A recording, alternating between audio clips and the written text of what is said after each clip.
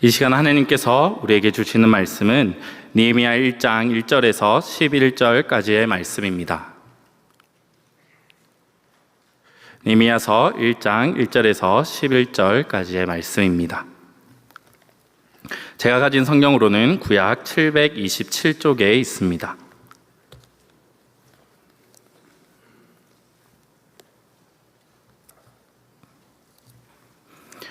하나님의 말씀을 한 절씩 교독하시겠습니다. 하갈의 아들 느헤미야의 말이라. 아닥사스다 왕 제20년에 기슬르월에 내가 수산궁에 있는데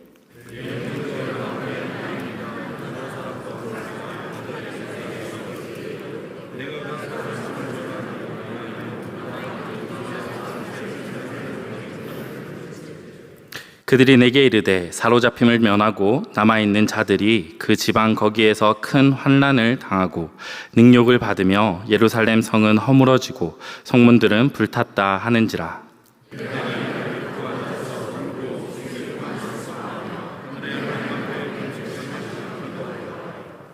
이르되 하늘의 하나님 여호와 크고 두려우신 하나님이여 주를 사랑하고 주의 계명을 지키는 자에게 언약을 지키시며 긍휼을 베푸시는 주여 간구하나이다.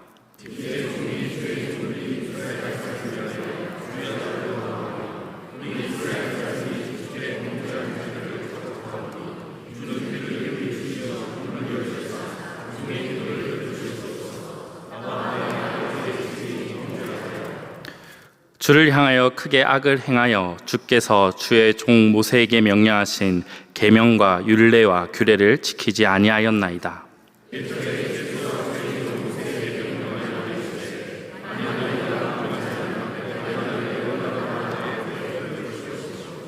만일 내게로 돌아와 내 계명을 지켜 행하면 너희 쫓긴 자가 하늘 끝에 있을지라도 내가 거기서부터 그들을 모아 내 이름을 두려고 택한 곳에 돌아오게 하리라 하신 말씀을 이제 청하건대 기억하옵소서.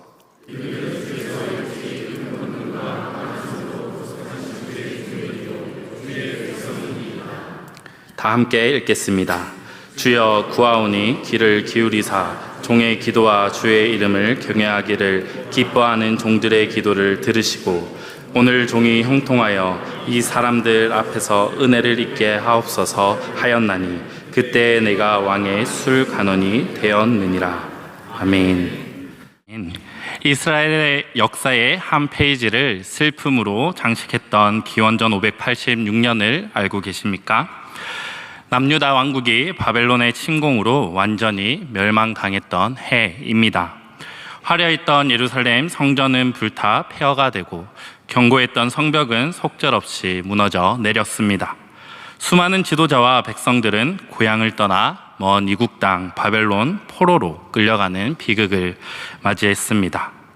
이는 단순히 나라를 잃은 정치적 패배를 넘어 하나님과의 언약 관계 속에서 살아왔던 이스라엘 백성에게는 신앙의 근간마저 흔들리는 깊은 절망이었습니다.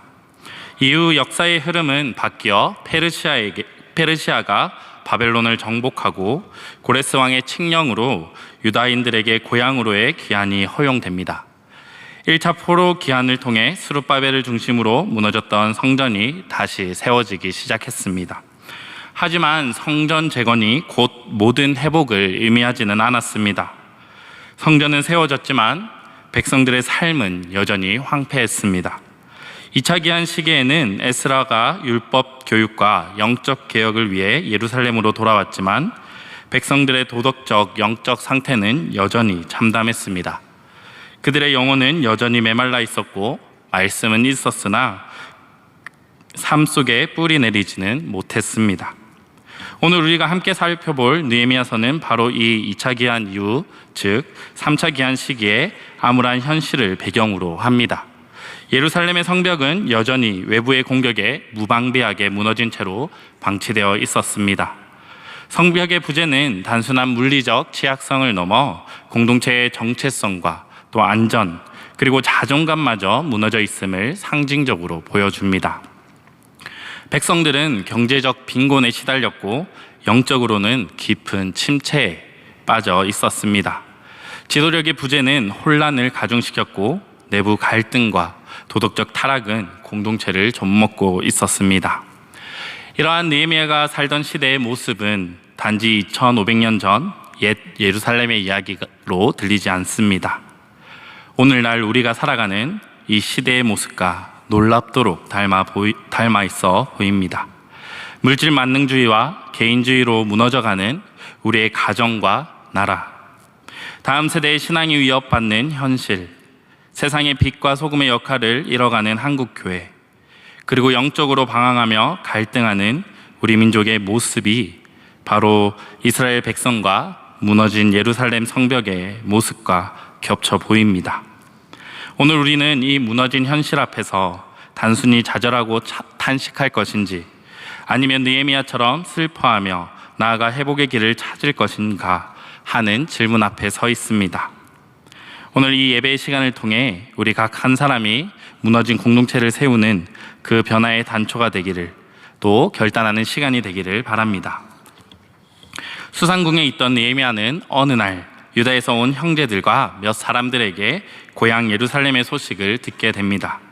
기대와 달리 돌아온 소식은 절망 그 자체였습니다. 이미 폐허가 된 지 오래된 성벽은 여전히 무너진 채로 방치되어 있었고, 백성들은 수치와 능력 속에 살고 있었습니다. 무너진 성벽보다 더 깊이 무너져 있었던 것은 바로 하나님 백성들의 마음이었습니다. 이 충격적인 소식 앞에서 느헤미야는 무너지듯 주저앉았습니다. 그리고 느헤미야는 이렇게 반응합니다. 4절의 말씀입니다. 내가 이 말을 듣고 앉아서 울고 수일 동안 슬퍼하며 하늘의 하나님 앞에 금식하며 기도하여. 느헤미야는 예루살렘과 그 백성들의 비참한 소식을 듣고 수일 동안 슬퍼하며 또 기도하기 시작했습니다. 그는 단지 울고 슬퍼하는데 그치지 않았습니다. 그 자리에 주저앉아 낙심한 채로 머무르지 않았습니다. 느헤미야는 금식하며 하나님 앞에 엎드려 기도를 시작합니다. 바로 이 기도가 성벽 재건과 영적 회복의 출발점이 되었습니다. 사랑하는 성도 여러분, 우리도 마찬가지입니다. 회복은 단순히 상황이 나아지는 데서 시작되는 것이 아닙니다. 회복은 우리가 처한 현실을 똑바로 바라보는 것에서, 진실하게 직면하는 것에서 시작됩니다. 지금 나는 어디에 있는가? 우리 가정의 신앙 상태는 어떠한가? 우리 교회와 다음 세대는, 또 이 민족은 지금 어디쯤 와 있는가? 정확하게 진단이 되어야 치료할 수 있지 않겠습니까? 이 물음 앞에 정직해질 때 진정한 회복이 시작될 수 있습니다. 그리고 그 깨달음을 가지고 하나님 앞에 나아가 무너진 자리들을 놓고 기도하기 시작할 때 하나님께서 다시 세우시는 은혜가 시작되는 것입니다. 5절의 말씀입니다. 이르되 하늘의 하나님 여호와 크고 두려우신 하나님이여, 주를 사랑하고 주의 계명을 지키는 자에게 언약을 지키시며 긍휼을 베푸시는 주여 간구하나이다.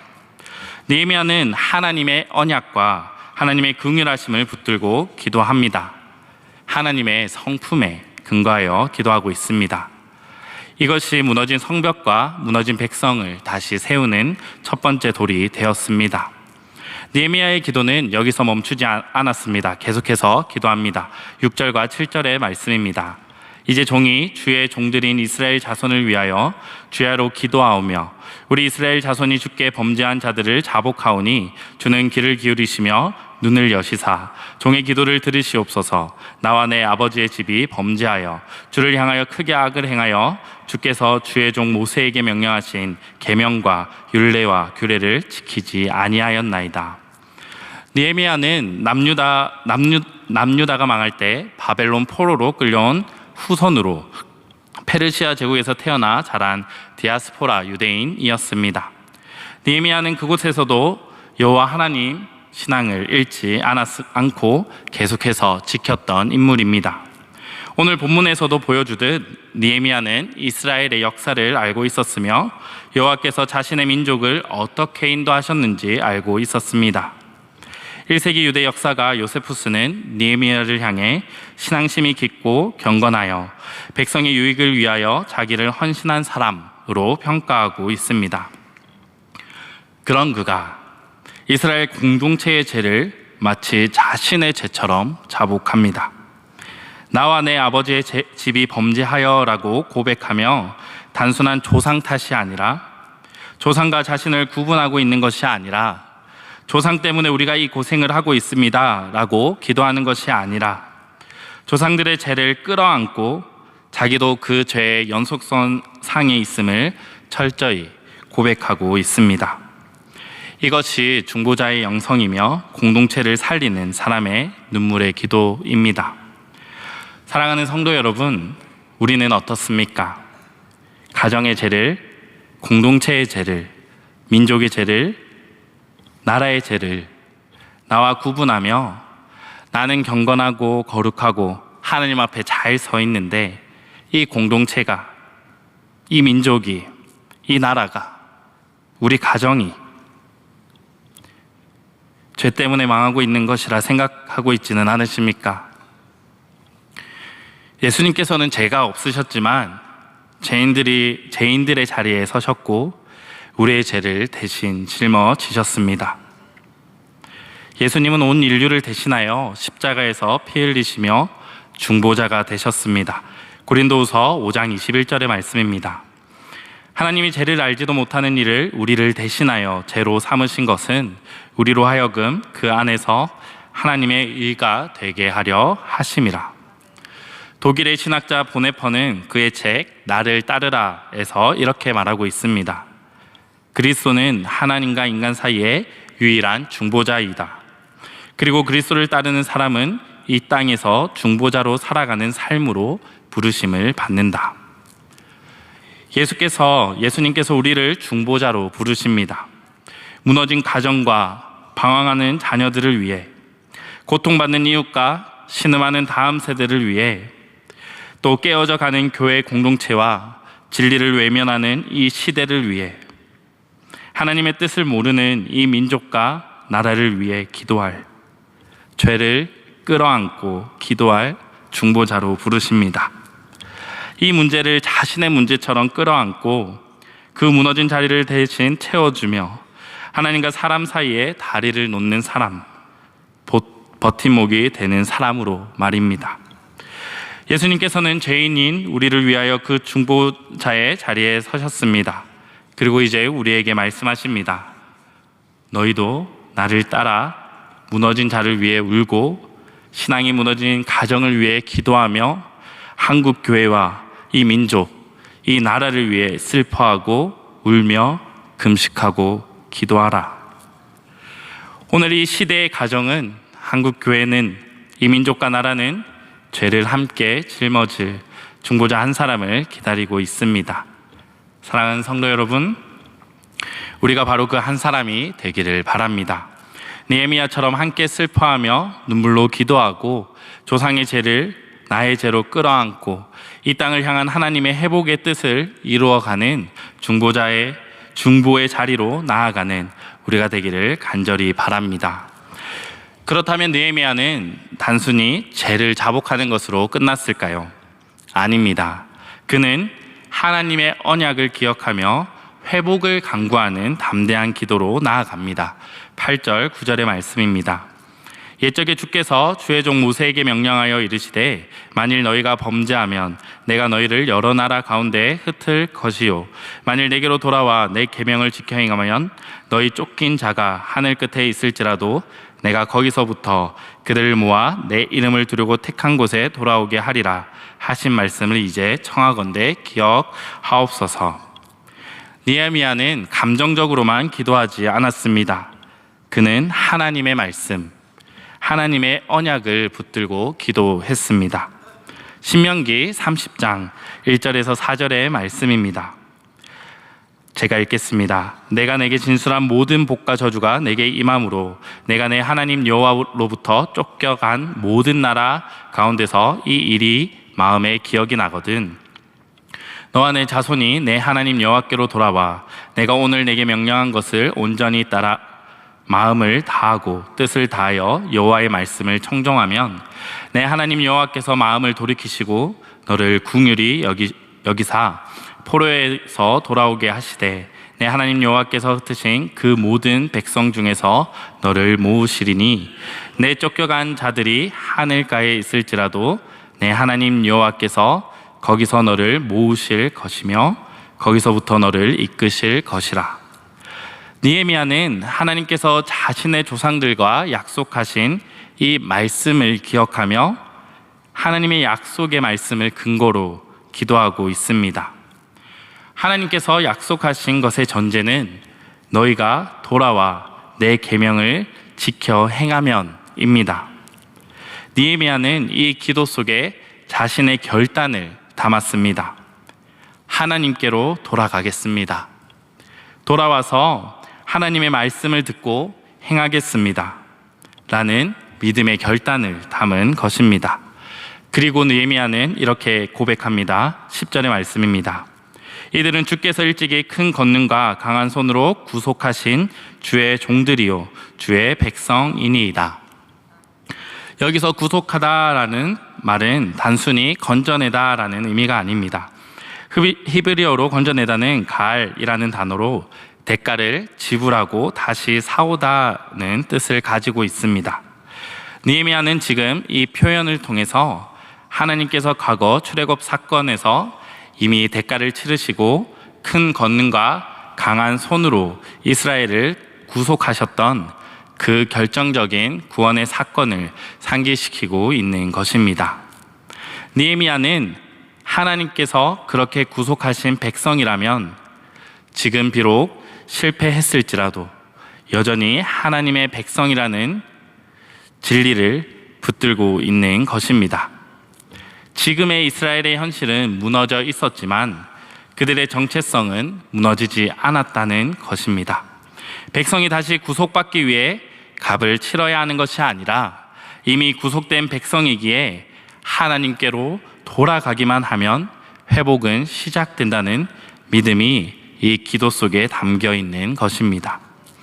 느헤미야는 이 진리를 놓치지 않았습니다. 이스라엘이 죄로 인해 멈춰 있을지라도 여전히 하나님의 백성이라는 언약의 진리, 구속의 은혜는 여전하다는 확신 위에 서 있었습니다. 그래서 그는 단지 감정적인 탄식으로 기도하지 않았습니다. 하나님의 말씀, 하나님의 약속을 기억하며 그 말씀대로 살겠다고, 백성된 그 정체성을 가지고 살겠다는 결단의 기도로 나아간 것입니다. 이것이 바로 느헤미야가 드린 기도의 본질이었습니다. 단순히 도움을 요청하는 기도가 아니라 말씀을 기억하고 정체성을 되새기며 다시 하나님의 백성답게 살겠다는 헌신이 담긴 기도였습니다.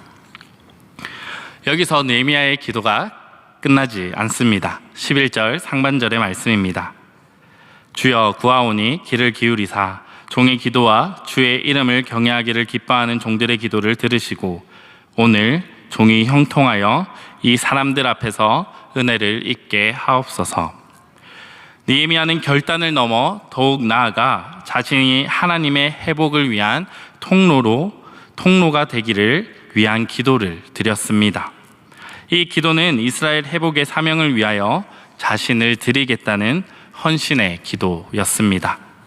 단순히 은혜만 구하는 것이 아니라 자신이 바로 그 은혜의 통로가 되게 해달라는 간구였습니다. 느헤미야가 구한 형통은 자신의 성공을 위한 형통이 아니었습니다. 하나님의 뜻을 이루기 위해 사용되기를 바라는 간절한 준비의 고백이었습니다. 사랑하는 성도 여러분, 느헤미야의 고백이 곧 우리의 고백이 되어야 합니다. 우리 상황이 아무리 무너져 있어도 우리가 하나님을 떠나 어디 저 멀리까지 흩어져 있는 것처럼 느껴져도 하나님께로 돌아간다면 다시 회복은 시작됩니다. 왜냐하면 우리는 여전히 하나님의 구원을 받은 자녀이기 때문입니다. 우리가 하나님의 손을 놨더라도 하나님은 결코 우리의 손을 놓으신 적이 없기 때문입니다. 우리의 실패가, 우리의 넘어짐이 우리의 정체성을 결코 바꾸지 못합니다. 우리는 예수 핏값 주고 사신 백성, 하나님의 손안에 있는 자녀들입니다. 로마서 8장 39절에서 바울은 이렇게 고백합니다. 높음이나 깊음이나 다른 어떤 피조물이라도 우리를 우리 주 그리스도 예수 안에 있는 하나님의 사랑에서 끊을 수 없으리라. 이것이 우리의 정체성입니다. 그러므로 오늘 우리가 드리는 기도는 이와 같아야 할 것입니다. 이미 맺어진 관계, 아버지와 자녀된 관계를 되찾기 위한 기도가 아니라 교제의 회복을 위한 기도 말입니다. 하나님, 이제는 주님께로 다시 돌아가겠습니다. 말씀을 붙들고 일어나겠습니다. 다시 걸어가겠습니다. 다시 시작하겠습니다. 저를 하나님의 형통한 사람으로 세워주십시오.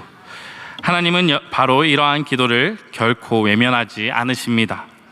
집 나간 탕자를 매일 멀리서 목 빠지게 기다리시는 아버지처럼 하나님은 우리가 회개하고 돌아오기만 하면 기쁨으로 안아주시고 다시 세워주시는 분이십니다. 하지만 여기서 끝이 아닙니다. 회복이 끝이 아니라 바로 사명의 시작입니다. 하나님께서는 회복된 자를 다시 부르시고 그에게 사명을 맡기십니다. 느헤미야가 그랬습니다. 그는 무너진 성벽과 공동체를 향한 눈물의 기도를 드렸고 회복된 교제 가운데 하나님의 부르심을 깨달을 수 있었습니다. 그리고 이렇게 고백합니다. 11절 하반절의 말씀입니다. 그때 내가 왕의 술관원이 되었느니라. 느헤미야는 오늘 본문의 기도를 하기 전부터 이미 아닥사스다 왕의 술 맡은 관원이었습니다. 이는 단순히 술을 관리하는 직책을 넘어 왕의 최측근에서 지극히 신뢰받는 중요한 자리였습니다. 그는 왕의 생명을 책임지는 자리에 있었고 따라서 왕에게 직접 아뢰고 간청할 수 있는 특별한 권한을 가진 사람이었습니다. 하지만 그 전까지 느헤미야에게 이 자리는 어쩌면 성공적인 디아스포라 유대인으로서의 삶, 안정적인 직업 정도였던 것 같습니다. 그러나 수일 동안 슬퍼하며 자신의 죄와 민족의 죄를 자복하고 하나님의 언약을 붙들며 간절히 기도했을 때, 하나님과의 교제가 회복되었을 때 그의 눈은 완전히 새롭게 열렸습니다. 그는 더 이상 자신의 직책을 개인적인 안정이나 세상적인 성공으로 여기지 않았습니다. 이제 그는 자신이 서 있는 바로 그 자리가 자신의 손에 쥐어진 그 권한이 무너진 예루살렘과 고통받고 있는 백성을 향한 하나님의 회복 계획을 이루는 통로임을 깨달은 것입니다. 그때 내가 왕의 술관원이 되었느니라는 느헤미야의 고백은 새로운 직책을 받은 것에 대한 감격이 아니라 하나님과의 교제가 회복되었을 때 자신의 존재와 역할에 대한 새로운 차원의 자각이자 사명 선포였습니다. 그는 자신의 직업적 지위가 그저 운이 좋아서 자신의 능력이 뛰어나서 주어진 자리가 아니라 하나님 나라를 위한 도구로 재해석되는 놀라운 영적 변화를 경험한 것입니다. 사랑하는 성도 여러분, 이것이 바로 우리가 나아가야 할 길입니다. 우리는 종종 특별한 능력이나 새로운 환경이 주어져야지만 하나님의 일을 할 수 있다고 착각하곤 합니다. 그러나 느헤미야는 우리에게 말해주고 있습니다. 그가 왕의 술 맡은 관원장이라는 특별한 자리에 이미 있었지만 그가 깨달은 것은 그의 존재와 역할이 하나님과의 회복된 교제 안에서 사명의 도구가 되었다는 사실입니다. 그래서 중요한 것은 우리가 지금 바로 서 있는 그 자리입니다. 우리가 어떤 위치에 있든 어떤 일을 하든 하나님과의 교제가 회복되면 그 모든 자리가 사명의 자리가 될 수 있다는 것을 말입니다. 높은 자리든 낮은 자리든 중요한 것은 하나님께서 우리를 통해 하나님의 사랑하는 자녀인 우리를 통해 일하시기를 원하신다는 사실입니다. 가정에서 부모 혹은 자녀로서, 직장에서 사장 혹은 직원으로서, 학교에서 선생님 혹은 학생으로서, 교회에서는 어떤 직책이 아니라 각자가 서 있는 바로 그 자리에서 성도로서 어떤 공동체, 어떤 상황에서든지 우리는 이미 하나님께서 사용하시고자 하는 중요한 자리에 이미 서 있는 것입니다. 평범하게 보이는 우리의 일상, 우리의 관계 속에서 우리는 얼마든지 하나님의 뜻을 이뤄갈 수 있습니다. 여러분이 지금 있는 그 자리가 바로 하나님의 사명을 이루어갈 자리라 고백하시길 바랍니다. 말씀을 맺겠습니다. 2장부터는 우리가 잘 알듯이 이렇게 변화된 느헤미야를 통해 백성과 이스라엘이 어떻게 다시 세워지는지를 볼 수 있습니다. 하지만 그 전에 오늘 말씀처럼 그는 성벽을 다시 세우기 전에 먼저 무너진 심령과 공동체를 위해 울었습니다. 그 울음은 금식과 기도로 이어졌고 결국 말씀을 다시 붙드는 결단으로 나아갔습니다. 느헤미야는 무너진 현실 앞에서 이렇게 고백했습니다. 그때의 내가 왕의 술관원이 되었느니라. 그는 자신의 자리가 곧 하나님의 부르심의 자리라는 사실을 깨달았습니다. 그는 더 이상 술 맡은 간원장으로 안정을 위해서 살아가지 않기로 결단했습니다. 자신의 자리를 하나님의 사명을 위해 사용하는 사람, 하나님께 쓰임받는 사람으로 변화되었습니다. 사랑하는 성도 여러분, 오늘 우리는 어디에 서 있습니까? 우리가 하나님 앞에서 울어야 할 그 자리, 그 공동체는 어디입니까? 지금 하나님께서 우리를 사용하시고자 하는 그 자리는 어디입니까? 하나님은 우리가 있는 바로 그 자리에서 우리를 통해 일하시기를 원하십니다. 느헤미야처럼 우리를 회복의 통로로 사용하기 원하십니다. 우리가 중보자의 심령을 품고 울며 기도하고 다시 하나님께로 돌아가 말씀을 붙든다면 우리도 하나님 나라의 회복에 동참할 수 있게 됩니다. 오늘 우리가 살아가는 시대는 느헤미야 같은 사람, 죄를 끌어안고 울 수 있는 사람, 회복을 위해 자신의 삶을 드릴 수 있는 한 사람을 필요로 하고 있습니다. 사랑하는 성도 여러분, 우리가 바로 그 한 사람이 되기를 간절히 바랍니다.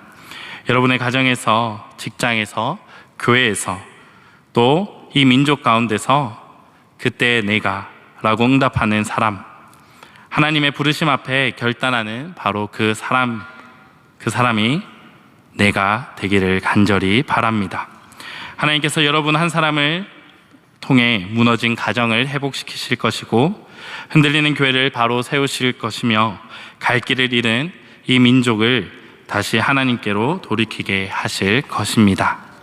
기도하시겠습니다.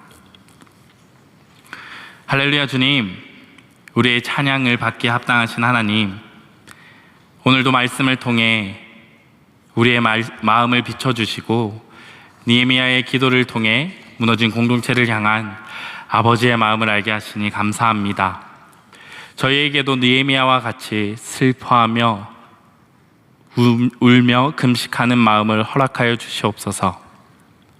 무너진 가정과 다음 세대의 신앙, 빛과 소금의 역할을 이뤄가는 한국교회와 영적으로 방황하는 이 민족의 현실 앞에서 등 돌리고 무관심하지 않게 하시고 주님의 마음으로 함께 울고 함께 기도하는 자 되게 하여 주시옵소서. 주님, 저희가 주님 앞에 나와 우리의 죄를 자복하오니 우리 개인의 죄뿐 아니라 공동체의 죄, 민족의 죄까지도 가슴에 품고 회개하게 하여 주시옵소서. 죄 없으신 주님께서 저희의 죄를 짊어지신 것처럼 저희도 이 땅을 위한 중보자로 부르심을 따라 살게 하여 주시옵소서. 주님, 저희가 하나님의 언약과 말씀을 굳게 붙들게 하시고 상황이 아니라 약속을 바라보게 하여 주시옵소서. 우리를 값주고 사신 하나님의 자녀임을 잊지 않게 하시고 무너진 교제를 다시 회복하며 주님께로 돌이키게 하여 주시옵소서. 그리고 느헤미야가 그때 내가 라고 고백했던 것처럼 저희도 지금 내가 서 있는 이 자리에 사명을 깨닫게 하시고 가정과 직장, 학교와 교회, 사회와 민족 가운데 회복의 통로로 쓰임받게 하여 주시옵소서. 저희를 통해서 가정이 다시 살아나고 교회가 주님의 뜻 가운데 바로 세워지며 이 민족이 하나님께로 돌이키는 은혜의 역사를 보게 하여 주시옵소서. 감사합니다. 사랑합니다. 우리를 회복하시고 사용하시는 예수 그리스도의 이름으로 기도드립니다. 아멘.